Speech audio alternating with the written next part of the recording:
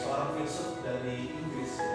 Jadi digunakan di dalam esainya ya. Ini satu tulisan yang sangat baik ya. Mungkin akan boleh baca nanti. Nah ini John Locke. Nah dia tabula rasa. Ini seorang yang punya satu ide yang mempublikasikan dan memperkenalkan kepada dunia.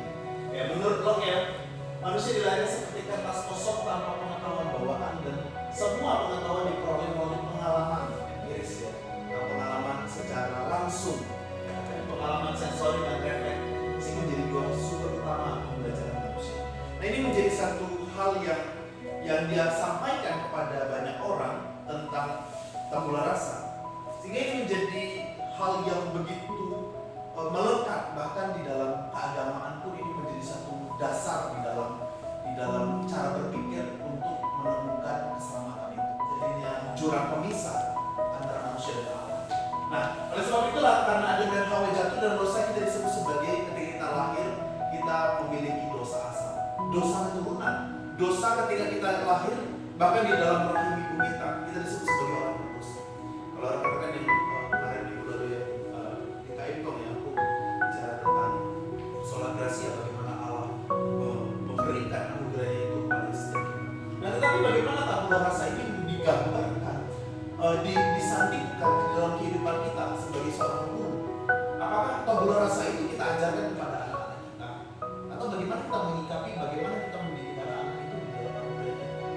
Nah, karena kan ini ya, di dalam konsep tabula rasa dalam pendidikan anak, ini ya, konsep tabula rasa mengajarkan bahwa pengalaman, lingkungan, dan pendidikan memainkan peran sentral dalam pembentukan pengetahuan dan karakter anak-anak. Jadi lingkungan itu mempengaruhi. Nah kemarin beberapa waktu lalu juga sharing ya satu rekan teman ya, dia sedang lagi sitin di kelas masternya di pendidikan di STTB. Bagaimana psikologi ya, ini bicara tentang teori psikologi ya.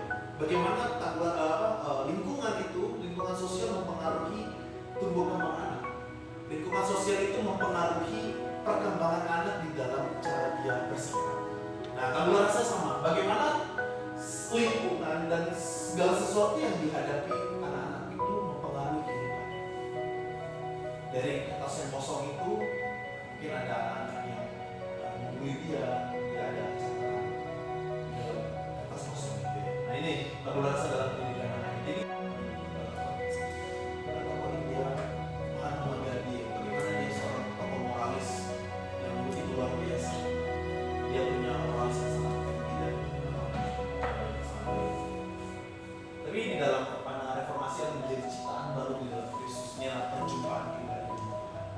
rekan-rekan kita mau melihat pandangan reformasi tentang bagaimana menjadi seorang yang kita tidak memandang diri kita sebagai tabula rasa.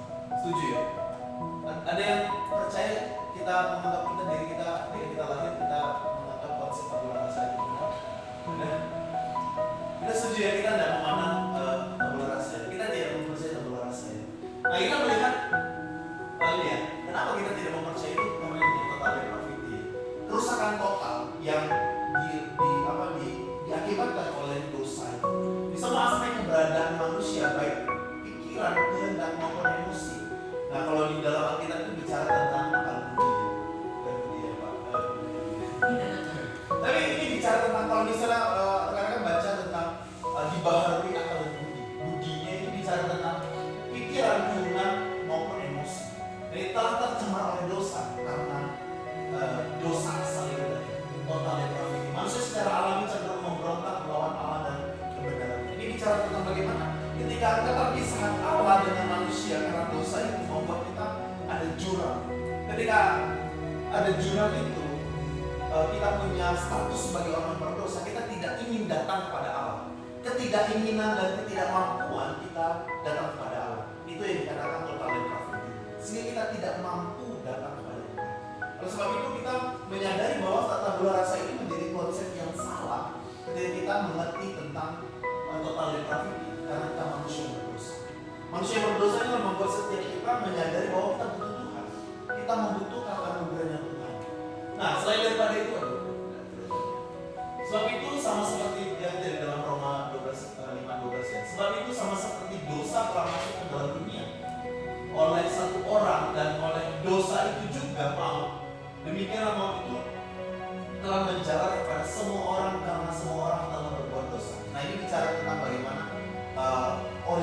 egoisme tadi ya, bagaimana kita memiliki dosa asal kita.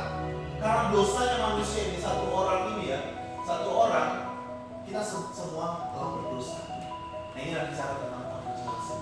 Nah di dalam Roma pasal yang 33 juga mengatakan karena semua orang telah berbuat dosa dan telah kehilangan kemuliaan Allah, dan oleh kasih karunia telah dibenarkan dengan cuma-cuma karena penebusan di dalam Kristus. Nah ini menjadi satu landasan bagi kita ketika kita menyadari kita adalah manusia berdosa, kita membutuhkan anugerah, dan kita menyadari bahwasanya ketika adanya dosa itu kita rusak secara total. Itu bukan hasil pekerjaan. Jangan ada seorang yang berhenti karena kita buat apa? Ciptakan Kristus Yesus dan mempersiapkan Allah sesungguhnya Ia mau supaya kita hidup. Jadi pembaruan hanya terjadi oleh anugerah Allah. Ketika kita menyadari kita adalah manusia berdosa, anak-anak itu manusia yang berdosa. Manusia yang berdosa ini membutuhkan anugerah Tuhan supaya mereka menyadari bahwasan mereka berdosa sejak mereka kecil. Terus itu kita mengerti, kita sebagai guru harus mengerti juga. Kita sebagai guru, kita adalah orang yang berdosa yang membutuhkan anugerah. Dan di dalam pemulihan dan pendamaian kita butuh anugerah Tuhan.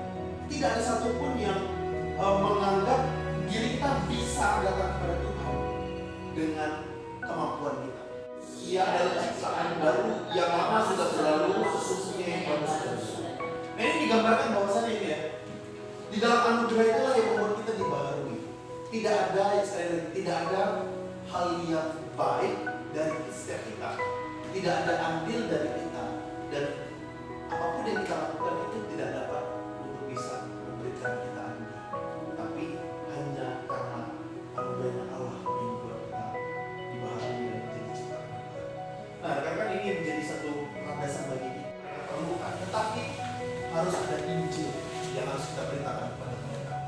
Karena mungkin kita menyadari ketika kita memberitakan Injil kepada mereka, apa sih Injil? Aku juga tidak ngerti apa. Mereka kan mungkin kita memberitakan Injil, mereka tidak punya respon. Tapi percayalah, Roh Kudus akan bekerja di dalam kehidupan mereka.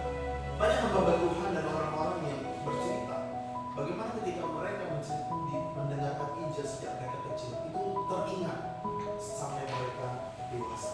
Karena sekali lagi ya, konsep tabula rasa menekankan potensi manusia yang netral itu, yang kosong itu, yang putih itu, dan peran pengalaman itu membentuk dirinya. Jadi konsep psikologis itulah yang membuat kalau bicara tentang psikologi, saya bicara tentang tabula rasa itu bagaimana kehidupan di sekitarnya itu mempengaruhi kehidupan sana. Bahkan setiap kita mungkin punya pengalaman seperti itu. Kehidupan setiap kita, orang-orang sekitar kita mempengaruhi kehidupan kita.